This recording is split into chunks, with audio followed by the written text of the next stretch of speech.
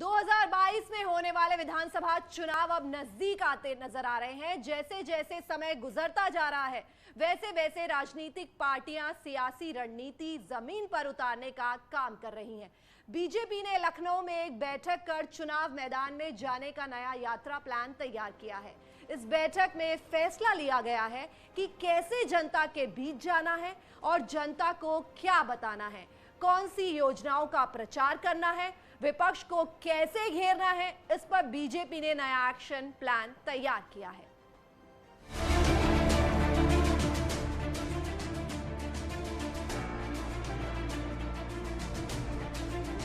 UP में होने वाले चुनावों को लेकर बीजेपी कमर कसने की कोशिश कर रही है ताकि बीजेपी की यूपी की सत्ता में वापसी दोबारा से हो सके। इसके लिए बीजेपी ने जमीन पर उतरने के लिए अलग अलग बैठक कर रणनीति तैयार की ताकि लोगों तक सियासी संदेश के साथ सरकार की योजनाओं को पहुंचाया जा सके। यूपी की 403 विधानसभा सीटों को कवर करने के लिए बीजेपी ने 6 यात्राएं निकालने का फैसला लिया है। भारतीय जनता पार्टी की केंद्र और प्रदेश सरकार ये पिछले 7.5 वर्ष की उपलब्धि केंद्र सरकार की और 5 वर्ष की उपलब्धि प्रदेश सरकार, इन उपलब्धियों को लेकर के भारतीय जनता पार्टी प्रदेश के अंदर उत्तर प्रदेश विधानसभा चुनाव के पूर्व एक यात्रा निकाली गई। वैसे विकास पर चुनाव लड़ने की तैयारी है। योगी सरकार के साथ केंद्र सरकार की योजनाओं को जनता तक पहुंचाने की जिम्मेदारी कार्यकर्ताओं को दी गई है। लोगों के घर घर तक पहुंचने के लिए बीजेपी लगातार बैठक कर कार्यकर्ताओं के साथ संवाद कर रही है ताकि अपने नेताओं के साथ केंद्र और राज्य सरकार की योजनाओं को लोगों तक ले जाया जा सके। किस जिले में कौन से कार्यक्रम संपादित हों, जहां हम लोग इनका निर्णय करते हैं, वहीं विभिन्न जगहों पर प्रदेश में 6 अलग अलग जगहों पर यात्राएं निकलनी हैं और यात्राओं में सारे हमारे वरिष्ठ नेता जो प्रदेश के हैं और तमाम और नेतागण वो नेतृत्व करेंगे सभी जगहों पर। और अभी आज माननीय प्रदेश अध्यक्ष जी ने यही तय किया है कि यहाँ की जो यात्राएं हैं 6 जगह की यात्राएं निकलेंगी और सरकार ने जिस प्रकार से काम किए हैं उनको जन जन तक पहुँचाने का अभियान लगा है। हमारे सभी नेताओं के अलग अलग दौरे लगे हैं। ऐसा नहीं है कि सिर्फ बड़े नेताओं के साथ मंत्रियों को जिम्मेदारी दी गई है, बल्कि संगठन से जुड़े नेताओं की भूमिका को भी तय करने का काम किया गया है।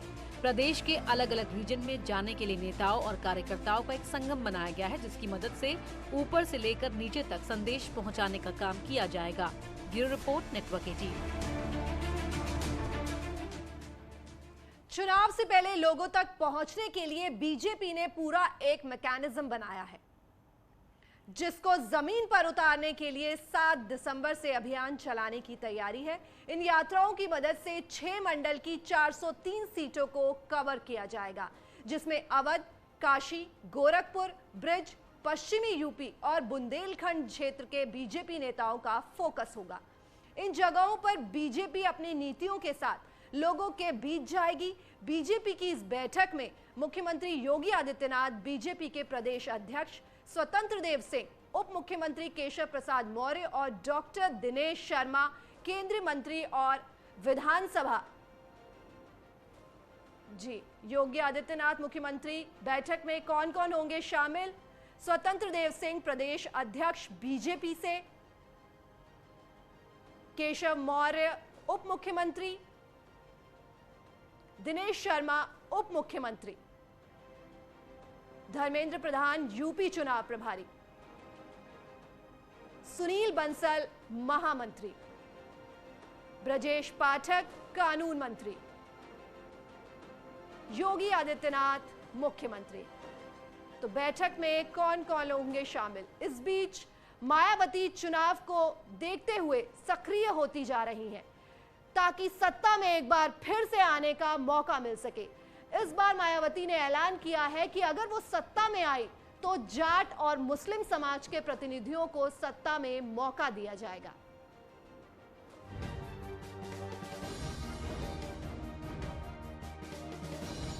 तो क्या बीएसपी अब मुस्लिम और जाट वोटर को साथ कर सत्ता में आने का रास्ता खोज रही है? मायावती की जाट और मुस्लिम वोटर पर दांव लगाने के पीछे मंशा क्या है? क्या मायावती को लगता है कि वो जाट और मुस्लिम वोटर को साथ लेगी तो सत्ता में दोबारा से वापसी हो जाएगी? इस बार चुनाव में बीएसपी की सरकार बनने पर हर मामले में व हर स्तर पर प्रदेश के अति पिछड़े वर्गों के साथ साथ मुस्लिम एवं जाट समाज के लोगों के भी हित व कल्याण का बीएसपी की यहाँ पूर्व में रही सरकार की तरह ही फिर से पूरा ध्यान रखा जाएगा। क्या मायावती फिर से यूपी में सरकार बनाने में कामयाब हो पाएंगी? ये सवाल इसलिए क्योंकि 2012 के बाद से सत्ता में मायावती की वापसी नहीं हो पाई, लेकिन उनकी पार्टी का कैडर वोटर अब भी उनके साथ है, क्योंकि बीएसपी को 2017 में भी 22% से ज्यादा वोट मिला है। इसी सियासी गुणा गणित को लगाकर मायावती जाट और मुस्लिम के साथ दलित वोटर को साथ कर सत्ता में वापसी का फॉर्मूला बनाना चाहती हैं, लेकिन बीजेपी को इस फॉर्मूले पर भरोसा नहीं है, क्योंकि उनको लगता है कि उन्होंने सबका साथ सबका विकास का फॉर्मूला अपनाया है।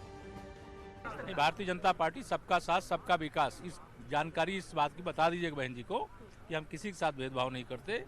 सबका साथ सबका विकास का संकल्प है, उसे जमीन पर उतार करके दिखा देने का काम किया। वैसे यूपी की सत्ता में 2022 में किसकी वापसी होगी ये तो समय बताएगा, लेकिन मायावती ने 403 विधानसभा सीटों पर चुनाव लड़ने का ऐलान कर दिया कि बहुजन समाज पार्टी अकेले अपने बलबूते पर ही उत्तर प्रदेश की 403 विधानसभा की सीटें हैं, सभी सीटों पर अपनी पूरी और दमदारी के साथ चुनाव लड़ेगी और हमें पूरा भरोसा है कि हमारी पार्टी सन 2007 की तरह फिर से पूर्ण बहुमत के आधार पर सत्ता में आएगी। इस ऐलान के पीछे मायावती का कैडर वोटर भी है, उसके साथ चुनाव दर चुनाव दलित वोटर साथ रहा। इस भरोसे के साथ ही मायावती एक बार फिर से सत्ता में वापसी के लिए तरह तरह के फॉर्मूले आजमा रही हैं। पहले मायावती ने ब्राह्मणों को साधने के लिए ब्राह्मण सम्मेलन कराया और अब जाट और मुस्लिम वोटर को साधने के लिए सत्ता में वापसी करने पर भागीदारी का ऐलान कर दिया। Bureau report, network 18। दरअसल मायावती जानती हैं कि जब 2017 में बीजेपी के पक्ष में बनी चुनावी माहौल के बावजूद उनकी पार्टी का कैडर वोटर खिसका ही नहीं, इसीलिए मायावती ने मुस्लिम और जाट वोटर पर दांव लगाया है, क्योंकि इन्हीं वोटर को साथ कर बीएसपी सत्ता में वापसी करना चाहती हैं। इसके साथ ही मायावती की नजर 20 से 22% दलित वोटर्स पर भी है, 8 से 10% के करीब ब्राह्मण वोटर है, जाट 6 से 8% है और मुस्लिम 19% है, जिन पर मायावती की नजर है। मायावती को लगता है कि अगर ब्राह्मण, जाट और मुस्लिम वोटर में सेंधमारी करने में उनकी पार्टी कामयाब हो गई तो वो दोबारा से सत्ता में वापसी कर सकती हैं। कांग्रेस ने उत्तराखंड में एक प्रदेश अध्यक्ष के साथ 4 कार्यकारी अध्यक्ष भी बनाए हैं, लेकिन इसमें से ज्यादातर अध्यक्ष अपनी ही राजनीति में उलझे हुए हैं। ऐसा हम क्यों कह रहे हैं, देखिए ये स्पेशल रिपोर्ट। चुनाव की तारीखों का ऐलान भले ही अभी नहीं हुआ हो, लेकिन दावेदार दावेदारी में उलझ चुके हैं।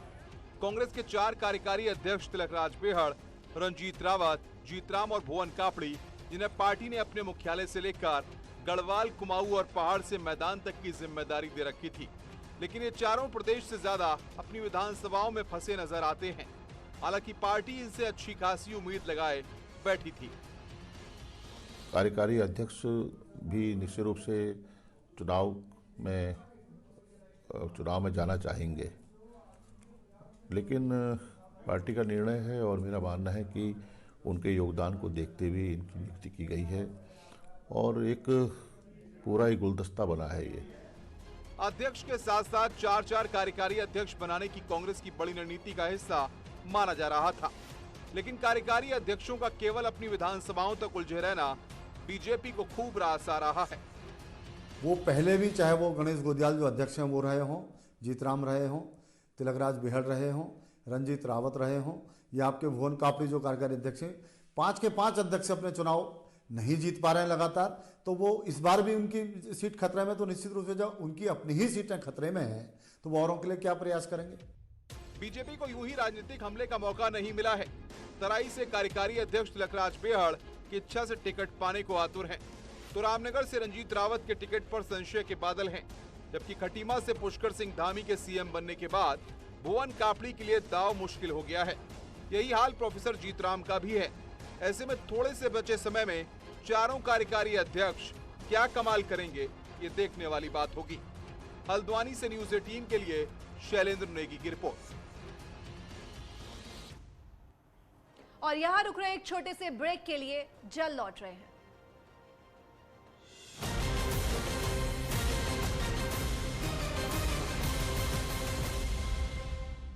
वायरल हो रही है फोटो।